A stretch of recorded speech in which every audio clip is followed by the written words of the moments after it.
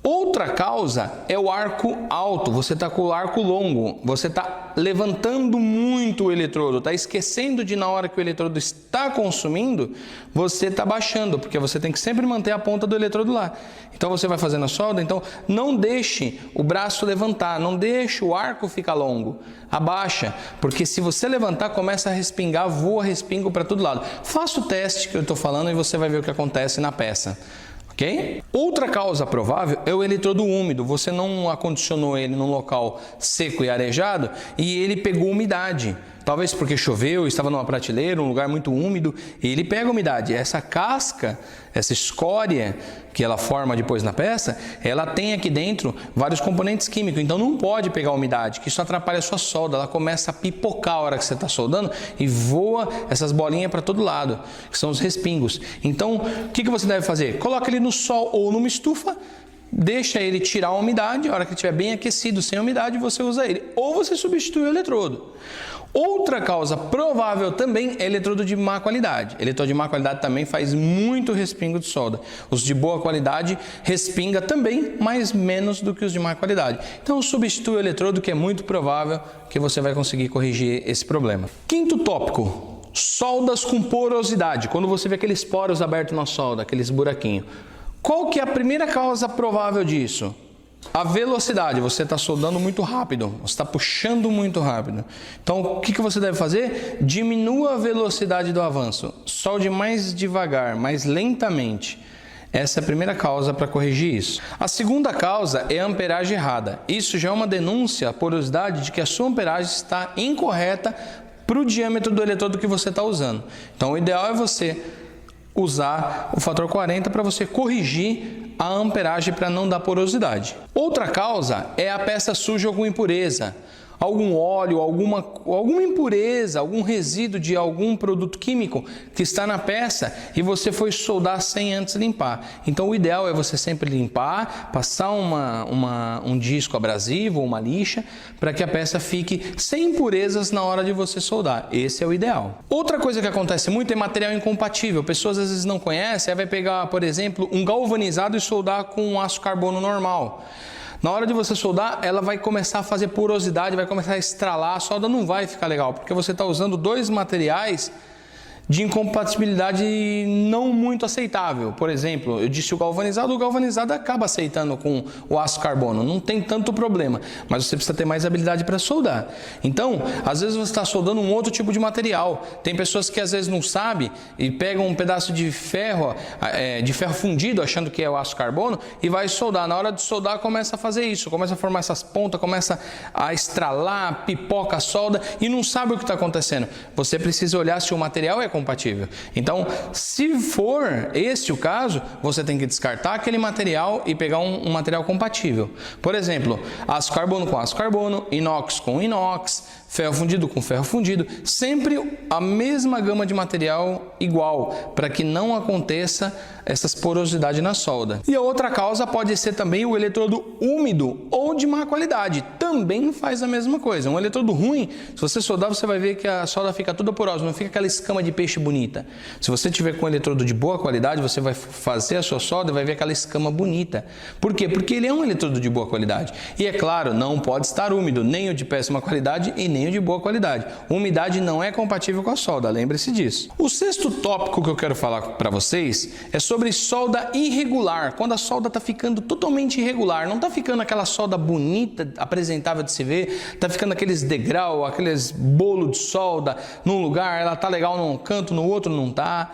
Quais são as causas disso? A primeira causa de estar acontecendo isso é a amperagem irregular. Se a sua amperagem não estiver compatível, um exemplo, eletrodo 63,2,5 vezes 40 100 amperes. Você regula aqui ela 100 amperes e vou começar a soldar. Provavelmente vai dar certo sua solda. Agora vamos dizer que você pegou esse eletrodo e colocou 60 amperes e vai soldar. O que vai acontecer? A solda vai ficar irregular, porque a baixa amperagem ela vai começar a pipocar, vai começar a dar falha, vai ficar escória no meio do caminho. Se você aumentar demais do que 100, vai colocar 130 lá, você não sabe regular, vou pôr 130 e vou soldar, e vai soldar. O que vai acontecer? A sua solda também vai ficar irregular, porque você não vai conseguir segurar para fazer uma escama, porque ele vai começar a furar o material. Se for uma chapa fina, vai furar, né? Se for uma chapa grossa... Repense e faça Pix com qualquer cartão e com a menor taxa. Chapa grossa, provavelmente ela vai estralar e não vai ficar uma solda bacana, porque você precisa colocar na amperagem correta. Sempre use a amperagem correta. Um pouquinho abaixo, um pouquinho acima. Lembrando que chapa mais fina, você usa o fator 40 e abaixa um pouco. Lembra que eu ensinei na aula anterior? Se for uma chapa mais grossa, regulando o fator 40, dali para um pouquinho mais. Então, um pouquinho menos e um pouquinho mais, sempre do fator 40 dá certinho sua solda. Outra causa é óbvio, eletrodo úmido e eletrodo de má qualidade.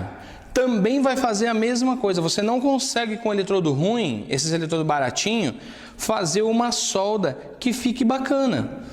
Não dá para fazer isso. Um exemplo que eu quero dar agora... é simples, às vezes você pode ter uma dúvida aí, mas e o eletrodo de má qualidade, de boa qualidade? Como é que eu sei, Fábio? Só pela marca? Eu vou dar uma dica simples para você. Tem no mercado eletrodo aí na promoção que eu fiquei sabendo, não vou falar a marca porque não presta, de R$ 6,90 o quilo. É simples. Aí você vai falar assim, Fábio, um de boa qualidade? É de 10 para cima. Pode ser que esse bom também esteja numa promoção, você pegue por 9, claro, não é isso. Mas aonde eu compro, na Ferpan, você vai ter eletrodo lá de R$10 o quilo, um eletrodo razoável para soldar. Tem o de R$12 o quilo, que é o que eu compro da Weld. Tem o OK, que é 14 o quilo. Olha aí, eu estou dando um exemplo, tá? Não estou fazendo merchan para ninguém não, só estou te dizendo para te orientar, meu querido, para você saber qual eletrodo comprar. Porque, tira uma base, R$ 6,90 o quilo para 14 o quilo, tem uma diferença, não tem? Alguma coisa está errada aí, não tá? Olha a diferença, isso eu estou falando do eletrodo como referência para você, do eletrodo 6013 2,5, tá? 2,5 milímetros. É essa a referência que eu estou dando. Então, pessoal, é isso. Simplesmente esse é o problema. Então, cuidado com o eletrodo de má qualidade. Outra causa dela estar irregular é simples, é a sua posição, o seu manejo com a solda. Se você não soldar, se você não sabe ainda, tá vendo esse vídeo e ainda não aprendeu, acompanha lá no nosso primeira aula do curso de solda que você vai aprender. Olha aqui.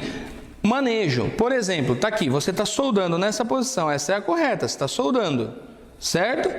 Tem pessoas que estão soldando, eu já vi, a pessoa está soldando, daqui a pouco ela faz assim, ela está com preguiça de puxar o braço ou afastar o corpo na solda, o que ela faz? Ela faz isso aqui, ó. Não faça isso nunca. Você está manejando errado. E aí você vai fazer o quê? Você vai mudar o sentido da solda. Quando você faz isso aqui, você está empurrando a fusão para baixo. Quando você está fazendo isso, você está fazendo contra a solda. É óbvio que ela vai ficar irregular. Ou você está soldando e no que você está soldando, ao invés de soldar assim, você começa a virar assim para o lado e soldar e depois você vira para o outro lado. Não pode. Se você estiver fazendo isso, a sua solda vai ficar horrível. Faça o teste, pratique, pegue uma chapa e comece a fazer ela retinha. Depois faz ela, vem retinha, vira um pouquinho para um lado, para o outro, quebra a casca e olha como vai ficar sua solda. É disso que eu estou falando. Então eu quero que sua solda fique melhor. Não basta você estar soldando. Soldei, eu passo a lixadeira, beleza, soldou.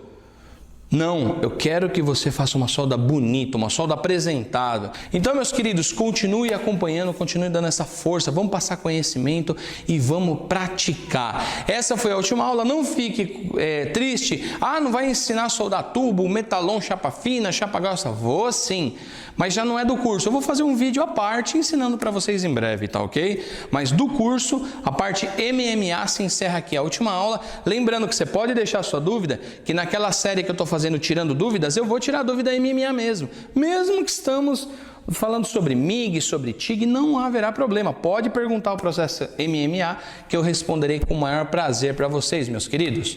Então vamos ficando por aqui, vamos praticar, tamo junto, um forte abraço, um beijo no seu coração e até o próximo vídeo, valeu!